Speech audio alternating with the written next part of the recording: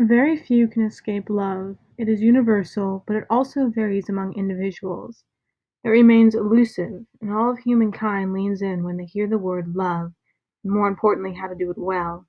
William Shakespeare's 154 sonnets explore love at its highest and also at its lowest. We're taking a look at Shakespeare's unique subversion of love, gender, and sexuality in Sonnets 18 and 130. To preface Sonnet 18, "Shall I compare thee to a summer's day," and its male speaker and object of praise, it is worth considering what some scholars call the friendship cult, the tradition of male-male friendship. In Shakespeare's England, emotionally nuanced relationships between men were encouraged. Relationship between two men was considered more ideal than the one between a man and a woman because it was one formed between two equals in terms of social hierarchy and was devoid of the sexual nature inherent to marriage. Scholars like Will Tosh of Shakespeare's Globe have since emphasized that homosexual males navigated within the social acceptance provided by the friendship cult. Sonnet 18 is one of the most cited and recited Shakespearean sonnets, and perhaps one of the most misunderstood. Sonnet 18 makes no use of identifying gender pronouns, so its object of praise is often thought to be, by default, a woman. However, Shakespearean scholars generally agree that the sonnets can be divided based on who the speaker is writing about, either the youth, a young man, or the dark lady. Considering that Sonnet 18 is embedded within the 126 sonnets dedicated to the youth, the speaker and his object of praise are both men. The sonnet begins with the question, "Shall I compare thee to a summer's day?" The meaning of this line depends on the tone the speaker adopts. Is it challenging? "Shall I compare thee to a summer's day?" in which "shall" means going to, regardless of societal norms. The speaker is establishing his right to lavish his beloved with poetic praise.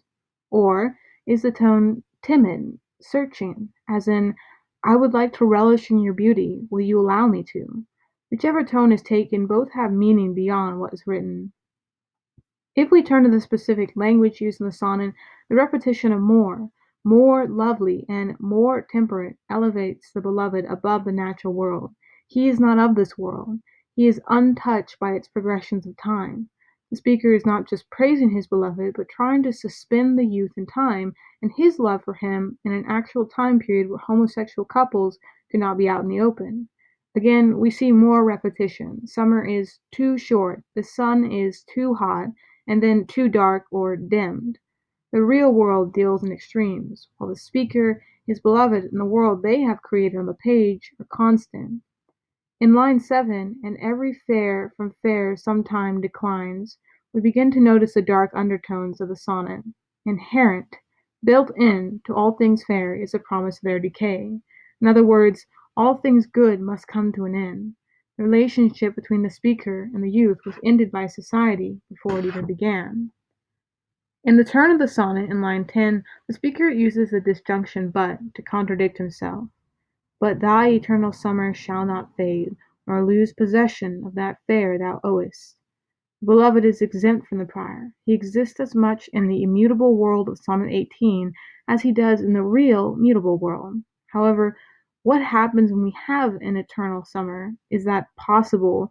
Is that human any longer? The beloved goes from being a living, breathing person to a mere object. For the remainder of the sonnet, the speaker fixates on the eternal.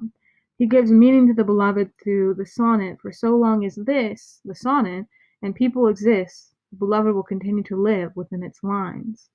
The question we as readers have to ask ourselves is if Sonnet 18 is a prison where we can imagine the speaker saying, "This is the best I can give you," or an effort to praise and immortalize that which could not be done so in public, preserving it for a time when it could. The opposite of Sonnet 18 is Sonnet 130. "My mistress' eyes are nothing like the sun," but, as I will discuss, Sonnet 18 is a quintessential Petrarchian sonnet, while Sonnet 130 is uniquely Shakespearean.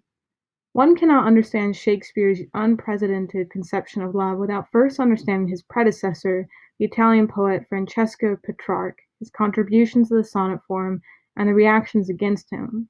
While Petrarch did not invent the sonnet, he made it into what it is today, and its conventions are the first thing most people think of when they hear the word sonnet. At the onset of the Italian Renaissance, when Petrarch was most active, The sonnet emerged as a literary form devoted to the topic of love in all its variations. In what would become known as the Petrarchian sonnet, the Italian poet defined a version of love that continues to prevail in contemporary culture. To Petrarch, the effects of love were, more often than not, negative. We have to suffer for it and because of it. Within his sonnets there are rules to abide by. The Petrarchian lover is subservient to his beloved, and suffers at their hands. The lover must love his beloved as a divinity, and maintain their divine status through over-the-top metaphors known as Petrarchian conceits.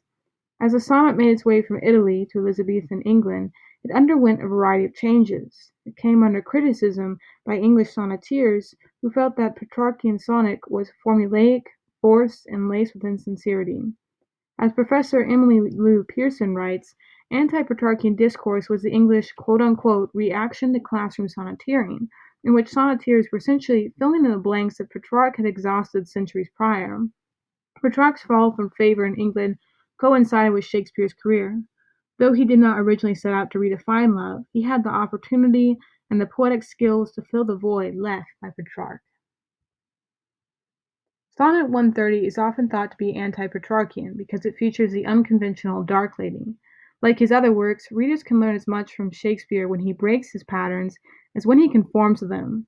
Sonnet 130 by William Shakespeare rejects the Petrarchian convention of idealizing one's beloved, thereby providing a more realistic and endearing image of love. The sonnet begins with "my mistress."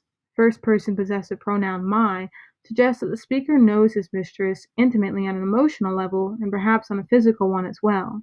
This is an immediate contrast to Sonnet 18, where the beloved is an object, whereas in this sonnet the beloved is a subject, a fully actualized person. In the sonnet's three quatrains, the speaker compares his beloved to what she is not versus what she is. However, the speaker utilizes these comparisons to dismantle traditional or Petrarchian standards of beauty. He utilizes the conditional if to begin lines 3 and 4 to showcase how white skin and light colored hair, wires, are socially constructed and have no real world significance, especially when his beloved is concerned. We can almost imagine a dialogue occurring before the first line of the sonnet. I don't know about your mistress, but my mistress is dot dot dot. The speaker does away with the over-the-top metaphors known as Petrarchian conceits because the dark lady is not an object to be described, but a person with value beyond her beauty.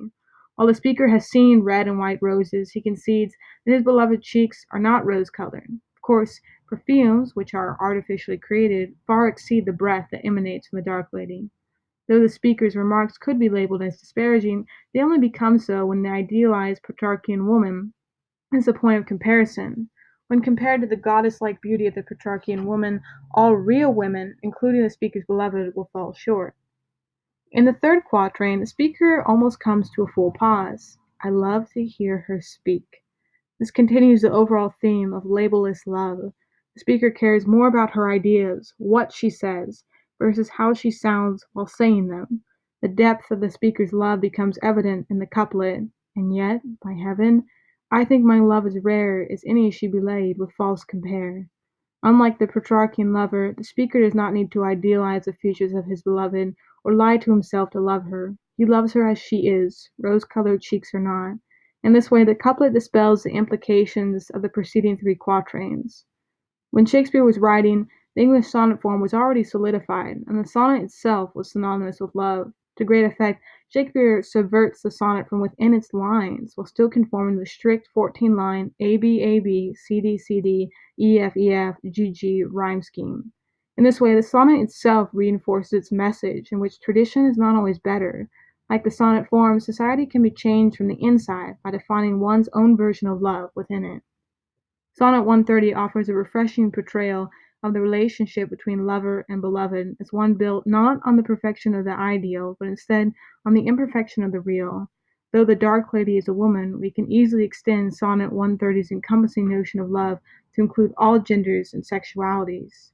We love who we love, regardless of physical appearance, sexual identity, or how well they conform to societal standards.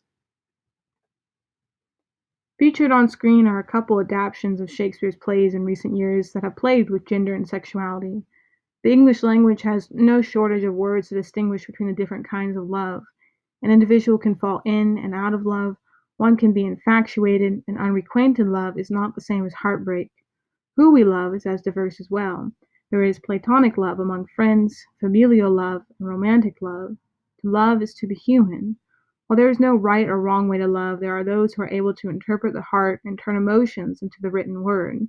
While many of Shakespeare's most well-known sonnets, such as Sonnet 18 and its heavily quoted opening line, "Shall I compare thee to a summer's day," are model Petrarchian sonnets, they are the exception, not the norm. Shakespearean scholars have yet to agree upon the exact dates each sonnet was written, and even if Shakespeare was the one that put them in the order they are today. This means Sonnet 130 could have been written long after the cliched Sonnet 18. Though only speculation, it could mean that Shakespeare's own conception of love was changing in real time while he was writing the sonnets that would be quoted time and time again. The 154 sonnets were Shakespeare's exercise in love, and our exercise is to love and let it evolve wherever it may lead, to whomever it may lead us to, even if it takes 154 times to get it right.